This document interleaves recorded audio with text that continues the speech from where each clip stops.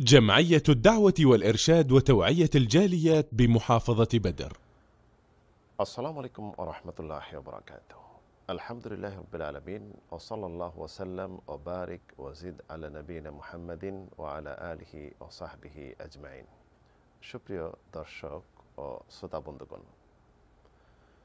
আমাদের বাংলাদেশের অধিকাংশ মসজিদগুলোতে দেখা যায় ফজরের সালাতের পরপরই ইমাম সূরা হাশরের ৩ আয়াত পড়েন, মুক্তাদিরাও সাথে সাথে পড়েন। এর একটি ফজিলত বলা হয়ে থাকে, যেই ফজিলতটি অনেক বেশি। তো এই সম্পর্কে একটি প্রশ্ন আসছে আমাদের কাছে। সূরা হাশরের শেষ ৩ আয়াতের হাদিস, যেটি দৈনিক আমাদের বাংলাদেশের মসজিদগুলিতে আমল করা হয়ে থাকে, এটা সঠিক কি না?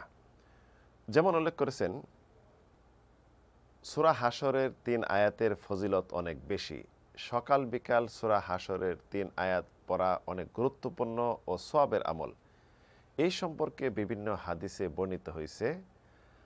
মাকাল বিন ইয়াসার রাদিয়াল্লাহু আনহু থেকে বর্ণিত হাদিস, রাসূল সাল্লাল্লাহু আলাইহি সাল্লাম বলেন, যে ব্যক্তি সকাল বেলা ৩ বার আউযু বিল্লাহিস সামিউল আলিম মিনাশ শাইতানির রাজিম পড়বে, এরপর সূরা হাশরের শেষ ৩ আয়াত তেলাওয়াত করবে, আল্লাহ তাআলা উক্ত ব্যক্তির জন্য ৭০,০০০ ফেরেশতা নিযুক্ত করেন, যারা উক্ত ব্যক্তির জন্য সন্ধ্যা পর্যন্ত মাগফিরাতের দোয়া করতে থাকে। আর এই সময়ের মাঝে যদি লোকটি মারা যায়, তাহলে সে শহীদের মৃত্যু লাভ করবে। আর যে ব্যক্তি এটি সন্ধ্যার সময় পড়বে, তাহলে তার একই মর্যাদা রয়েছে।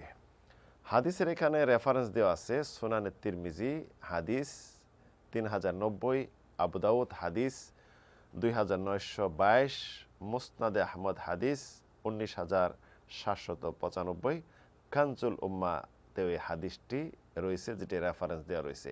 এখন প্রশ্ন, এই হাদিস কি সহিহ, আমলযোগ্য না দাঈফ?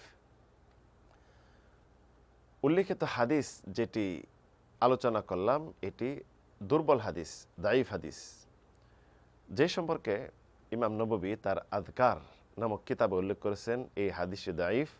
এমনইভাবে তাকরিবুত তাহজিবে যেটি উল্লেখিত রয়েছে ১৬৪৪ নং হাদিস, যেটি দুর্বল। আল্লামা নাসিরউদ্দিন আলবানী রাহিমাহুল্লাহ দুর্বল হাদিসের ভলিউম আবু দাউদের, যেটি ২৯২২ নম্বরে উল্লেখ করেছেন। তো এই হাদিসের মাঝে একজন বর্ণনাকারী রয়েছেন খালিদ ইবনে তুহমান, যিনি প্রথম সত্যবাদী ছিলেন, পরবর্তী তার সত্যতার মাঝে ত্রুটি বিচ্ছুতি দেখা দিছে এবং বর্ণিত হয়েছে যে পরবর্তী সে শিয়া হয়ে গেছে, এবং যার কারণে তার হাদিস কোনো মুহাদ্দিসিনে কেরাম গ্রহণ করেননি এবং সেটি দুর্বল বলে তারা আখ্যা দিয়েছেন। স্পষ্ট হলো যে উল্লেখিত হাদিস দুর্বল, সহিহ না। তো একজন মুসলিম সকাল সন্ধ্যা আল্লাহর জিকির করবে, সকাল সন্ধ্যা কোরআন তেলাওয়াত করবে। কোরআন হলো আফদালুদ যিকির, কোরআন তেলাওয়াত উত্তম জিকির। সকাল সন্ধ্যা কোরআনে কারীম তেলাওয়াত করতে পারি, জিকির করতে পারি। আল্লাহ রাব্বুল আলামিন নির্দেশ দিয়েছেন, ইয়াল্লাযীনা আমানু যকুরুল্লাহ যিকরান কাসীরা, হে ঈমানদারগণ, তোমরা বেশি বেশি জিকির করো। ওয়াসাব্বিহুহু বুকরাতা ওয়া আসীলা, সকাল সন্ধ্যায় তোমরা আল্লাহর পবিত্রতা মহিমা বর্ণনা করো। তো একজন মুসলিম সবসময় ইস্তেগফার করবে, সুবহানাল্লাহ, আলহামদুলিল্লাহ, আল্লাহু আকবার, জিকির করবে, তাসবিহ করবে, তাহলিল করবে। এটি হলো বিধান। এবং অসংখ্য সহিহ হাদিস রয়েছে আমলের, সকাল সন্ধ্যার পঠিতব্য জিকির, এটা সহিহ হাদিস দ্বারা সাব্যস্ত। এমনইভাবে অসংখ্য জিকির রয়েছে যেটি সহিহ হাদিস দ্বারা সাব্যস্ত, সেই জিকিরগুলি করতে পারি। আমরা সাইদুল ইস্তেগফার পড়তে পারি। সাইদুল ইস্তেগফার সকালে যদি কেউ পড়লো, বিশ্বাস নিয়ে সন্ধ্যা পর্যন্ত যে মৃত্যু হয়, তাহলে সে জান্নাতি।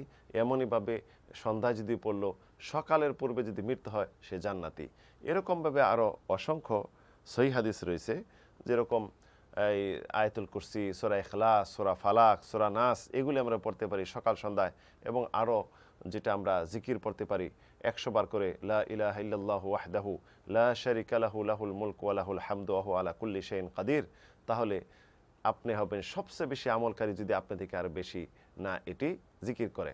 তো অসংখ্য জিকিরের ফজিলতের সহি হাদিস রয়েছে, যে সহি হাদিস বাদ দিয়ে আমরা দুর্বল হাদিস আমল না করি, এই আমল না করে কোরআনে কারীম সবসময় তেলাওয়াত করি, উত্তম জিকির হিসাবে আরও জিকিরগুলি পড়ি, এটা হবে আমাদের জন্য মঙ্গলজনক এবং কল্যাণের।